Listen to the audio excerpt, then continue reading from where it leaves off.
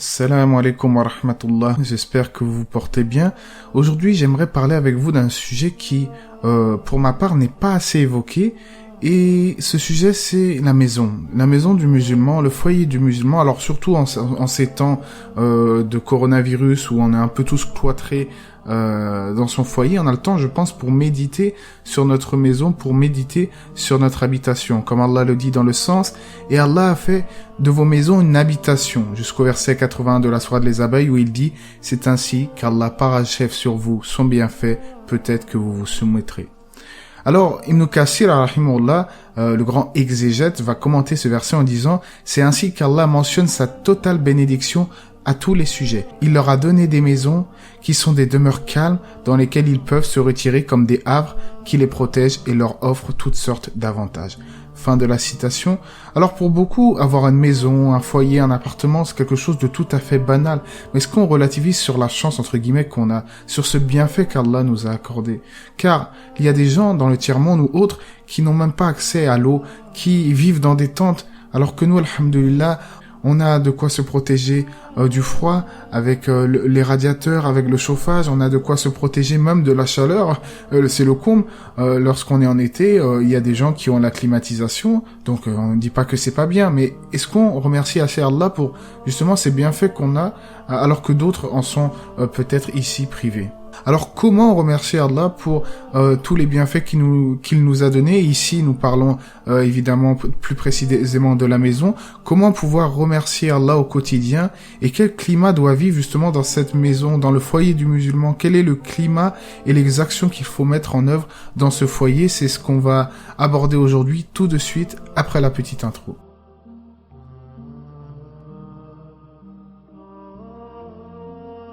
Alors tout d'abord, je pense que, tout comme moi, vous avez un certain amour envers votre maison, envers votre foyer.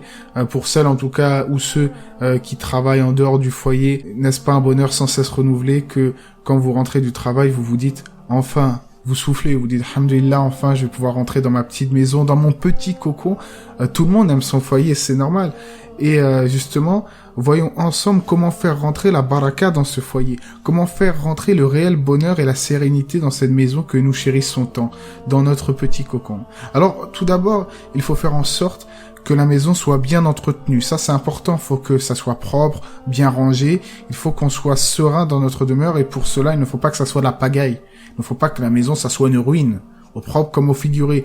Il faut de l'entretien quotidien et de la présence aussi.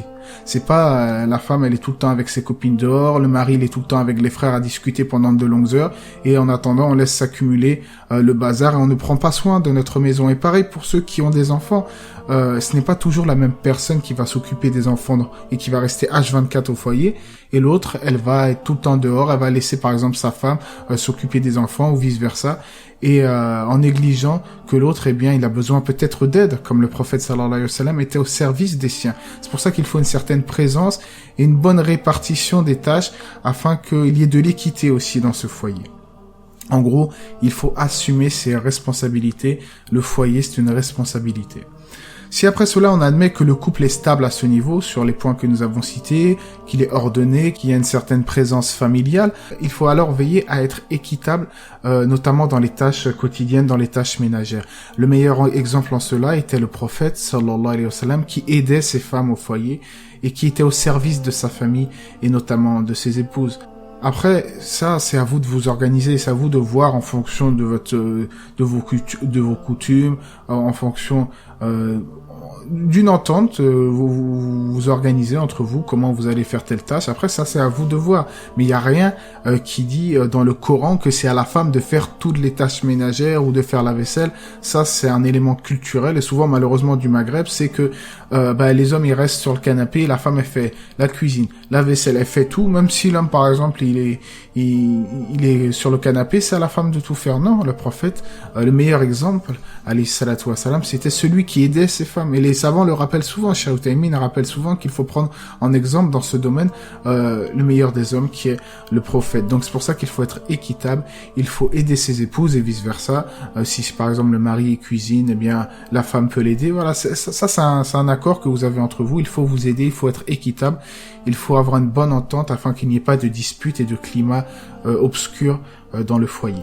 Également, il faut essayer, au niveau de l'apparence, de s'embellir dans la maison pour son conjoint ou sa conjointe. Je dis ça parce que j'ai l'impression qu'aujourd'hui, en plus c'est la société qui veut ça, on s'embellit dehors, on se fait beau, on met du parfum pour les hommes, pour les femmes, elles mettent le plus beau hijab, mais à la maison, voilà, c'est pyjama, camise trouée, on prend pas soin de soi, on s'en fiche en fait.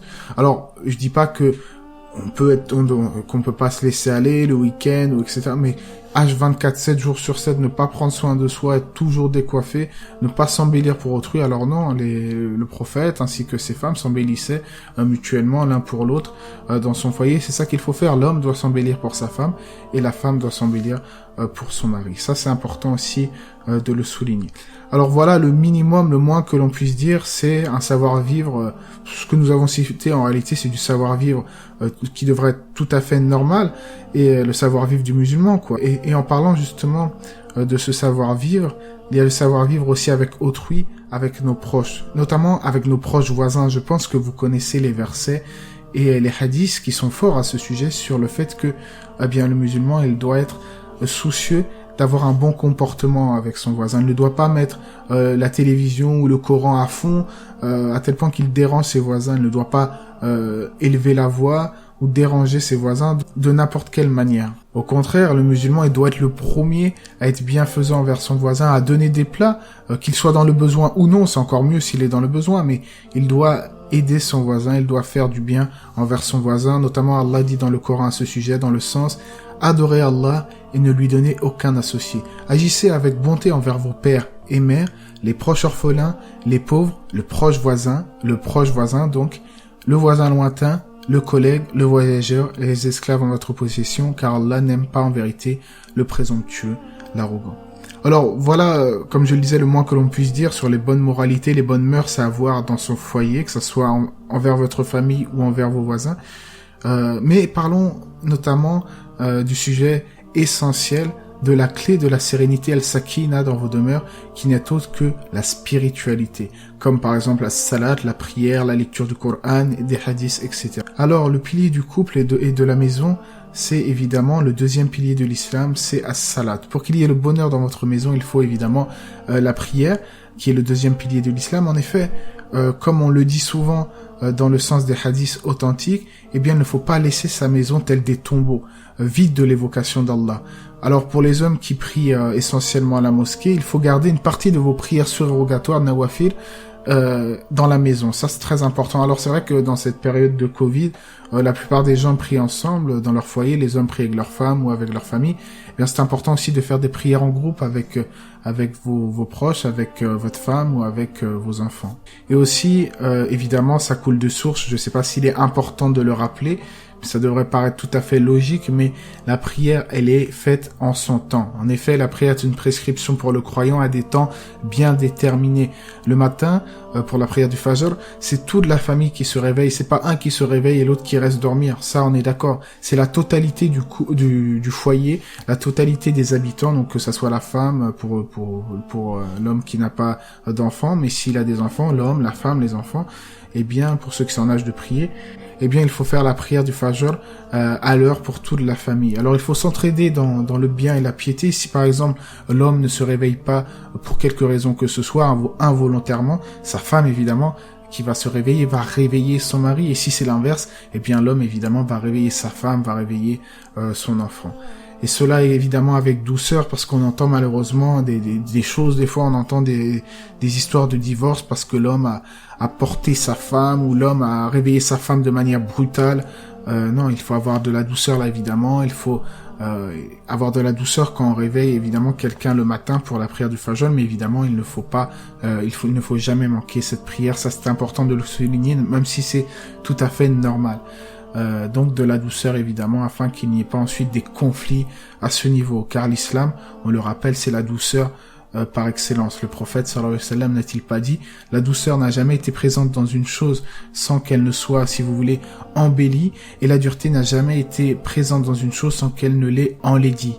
Et certes, Allah est doux et aime la douceur. Ainsi, dans le sens des paroles du prophète, il faut toujours être doux dans la manière de faire, dans la manière même de prêcher ou de réveiller les gens pour la prière.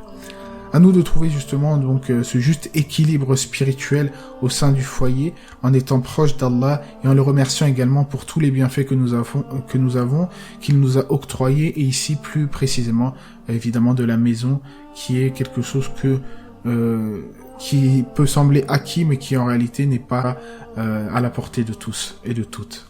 Une dernière chose, évidemment, même si cette maison que vous avez ici-bas, vous l'aimez, eh bien, il ne faut pas que ça soit un amour qui soit trop fort, parce qu'il faut se rappeler en vérité que cette maison, eh bien, vous n'allez pas rester dedans éternellement. Si vous voulez, cette vie, c'est comme un passage. Vous êtes voyageur dans cette vie d'ici-bas. Vous n'allez pas rester ici éternellement. Cette vie, ce n'est pas une demeure de stabilité. C'est une demeure qui n'est pas durable. La vraie maison, c'est la maison auquel les croyants auront accès par la miséricorde d'Allah au paradis. Ça sera une maison durable. Alors, il n'y a pas de mal, néanmoins, bien évidemment, à aimer son foyer, être content de décorer son foyer, de faire du bien, de faire des prières dans son foyer, d'être content, en fait, de remercier Allah pour ce bienfait. Mais évidemment, il faut toujours garder à l'esprit que ce foyer n'est que temporaire. Mais, bien qu'il soit temporaire, il faut chercher évidemment à avoir de l'ambition et à accorder, si vous voulez, le meilleur foyer pour sa famille et pour soi-même, pour celui évidemment qui en a les moyens, car le prophète a dit dans le sens que 4 choses font partie du bonheur: la femme pieuse, la maison spacieuse, le voisin pieux et la bonne monture. Et le prophète dit également que 4 choses font partie du malheur: le mauvais voisin, la mauvaise femme, la mauvaise monture et le logement, si vous voulez, étroit, trop petit. C'est pour cela qu'il est du devoir du musulman de chercher, pour celui qui en a les moyens, le meilleur foyer pour sa famille, un foyer qui soit assez large pour les besoins de la famille, un foyer où, si vous voulez, on se sentira bien, on se sentira serein. Ça, c'est important. Il n'y a pas de contradiction entre le fait qu'on dise que cette maison n'est pas une maison durable et qu'il ne faut pas s'y attacher trop fortement, mais que à côté, il faut évidemment chercher une maison qui sera assez jolie, assez grande pour son foyer, afin qu'il y ait du bonheur dans votre couple, dans votre foyer. Évidemment, en joignant tout cela à la spiritualité forte et à l'évocation d'Allah continuelle dans le foyer. Allah c'est mieux, j'espère que cela vous aura été bénéfique, qu'Allah nous accorde la sérénité, la spiritualité et l'évocation d'Allah dans le foyer, et de ne jamais cesser de le remercier pour les bienfaits qu'il nous a accordés. Voilà le moins que l'on puisse dire à ce sujet. N'hésitez pas à vous abonner. Allah c'est mieux. Que la paix et les bénédictions d'Allah soient sur le prophète, sa famille et ses compagnons.